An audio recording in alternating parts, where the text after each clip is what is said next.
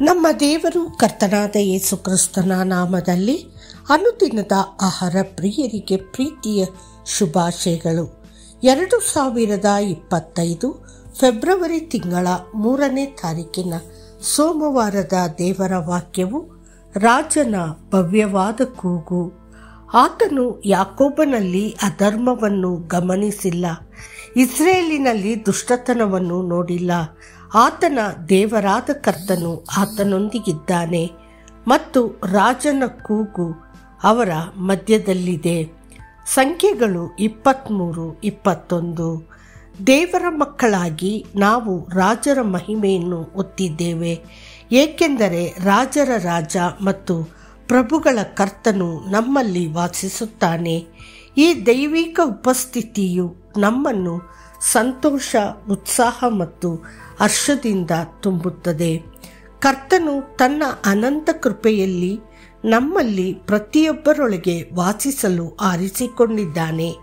ನಾವು ಈ ಅದ್ಭುತವಾದ ನಿಧಿಯನ್ನು ನಮ್ಮ ಐಹಿಕ ಪಾತ್ರೆಗಳಲ್ಲಿ, ನಮ್ಮ ದೇಹಗಳಲ್ಲಿ, ಪವಿತ್ರಾತ್ಮನ ದೇವಾಲಯಗಳಲ್ಲಿ ಒಯ್ಯುತ್ತೇವೆ.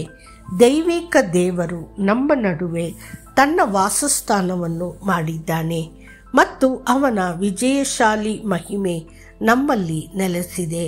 ಹಳೆಯ ಒಡಂಬಡಿಕೆಯಲ್ಲಿ ಯುದ್ಧಕ್ಕೆ ಹೋಗುವ ಮೊದಲು ಯೋಧರು ಜೋರಾಗಿ ಕೂಗುತ್ತಿದ್ದರು. ಅವರು ತಮ್ಮ ದೇಶದ ಹೆಸರನ್ನು, ಅವರ ರಾಜನನ್ನು ಘೋಷಿಸಿದರು ಮತ್ತು ಧೈರ್ಯದಿಂದ ತಮ್ಮ ತುತ್ತೂರಿಗಳನ್ನು ಊದಿದರು.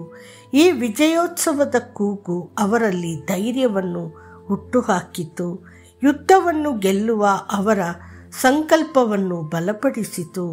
ಅವರ ವಿಜಯದ ನಂತರ ಅವರ ಕೂಗು ಸಂತೋಷ ಮತ್ತು ಆಚರಣೆಯ ಕೂಗುಗಳಾಗಿ ಬದಲಾಯಿತು. ಅದೇ ರೀತಿ ಇಸ್ರೇಲ್ ಜನರು ಜೆರಿಕೋದ ಗೋಡೆಗಳ ಸುತ್ತಲೂ ಹೋದಾಗ ಅವರು ಗೊಣಗಲಿಲ್ಲ ಅಥವಾ ಅಳಲಿಲ್ಲ, ಬದಲಾಗಿ ಅವರು ಜೋರಾಗಿ ಕೂಗಿದರು ಮತ್ತು ನಂಬಿಕೆಯಿಂದ ತಮ್ಮ ತುತ್ತೂರಿಗಳನ್ನು ಊದಿದರು.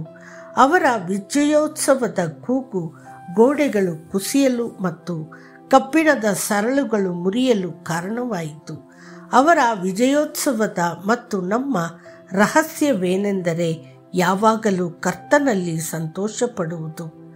ಹಳ್ಳಿಯ ಸಭೆಯಲ್ಲಿ ಒಬ್ಬ ವ್ಯಕ್ತಿಯು ತಾಳೆ ಮರಗಳ ರಸದಿಂದ ಬೆಲ್ಲವನ್ನು ತಯಾರಿಸಿದ ಕಥೆಯನ್ನು ಕೇಳಲಾಗುತ್ತದೆ. ಒಂದು ದಿನ ಮರದ ಮೇಲೆ ರಸವನ್ನು ಕೊಯ್ಲು ಮಾಡುವಾಗ ಪೊಲೀಸರು ಬಂದು ಅವನ ಮೇಲೆ ತಾಳೆ ಹೆಂಡವನ್ನು ಸಂಗ್ರಹಿಸುತ್ತಿದ್ದಾನೆ ಎಂದು ಆರೋಪಿಸಿದರು. ಅವರು ತಕ್ಷಣ ತನ್ನ ಪಾತ್ರೆಯನ್ನು ಕೆಳಗೆ ತರುವಂತೆ ಒತ್ತಾಯಿಸಿದರು.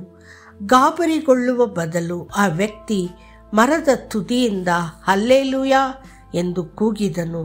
ಅವನು ಕೆಳಗೆ ಇಳಿದು ಪಾತ್ರೆಯನ್ನು ಅಧಿಕಾರಿಗಳಿಗೆ ಹಸ್ತಾಂತರಿಸಿದಾಗ ಅವನು ಮತ್ತೆ ಹಲ್ಲೆಲೂಯಾ ಎಂದು ಕೂಗಿದನು. ಗೊಂದಲಕ್ಕೊಳಗಾದ ಪೊಲೀಸರು ಈ ಪದದ ಅರ್ಥದ ಬಗ್ಗೆ ಕೇಳಿದರು. ಹಲ್ಲೆಲೂಯಾ ಎಂಬುದು ತನ್ನೊಳಗೆ ವಾಸಿಸುವ ರಾಜನ ಭವ್ಯವಾದ ಕೂಗು ಎಂದು ಅವನು ವಿವರಿಸಿದನು. ದೇವರ ಮಗನಾಗಿ ಮತ್ತು ಆತನ ಅಮೂಲ್ಯವಾದ ಮೋಕ್ಷವನ್ನು ಪಡೆದವನಾಗಿ ತಾನು ಕರ್ತನ ವಿಜಯೋತ್ಸವದ ಸಂತೋಷದಿಂದ ತುಂಬಿದ್ದೇನೆ ಎಂದು ಅವನು ಘೋಷಿಸಿದನು. ಹಲ್ಲೆಲೂಯಾ ಎಂಬ ಪದವು ಕೇವಲ ಕೂಗಲ್ಲ, ಇದು ಸ್ವರ್ಗೀಯ ಘೋಷಣೆ, ದೇವರುಗಳ ದೇವರಿಗೆ ಸ್ತುತಿಯ ಕೂಗು. ಇದು ನಮ್ಮೊಳಗಿನ ರಾಜನ ವಿಜಯೋತ್ಸವದ ಕೂಗು. ದೇವರ ಮಕ್ಕಳೇ, ಕರ್ತನಿಗೆ ಸ್ತುತಿಯ ಕೂಗು ಮತ್ತು ರಾಜನ ವಿಜಯೋತ್ಸವದ ಕೂಗು ಯಾವಾಗಲೂ ನಿಮ್ಮ ತುಟಿಗಳಲ್ಲಿರಲಿ. ಹಿಗ್ಗು, ಏಕೆಂದರೆ ಆತನ ಮಹಿಮೆ ನಿಮ್ಮಲ್ಲಿ ನೆಲೆಸಿದೆ ಮತ್ತು ಆತನ ಗೆಲುವು ನಿಮ್ಮದಾಗಿದೆ.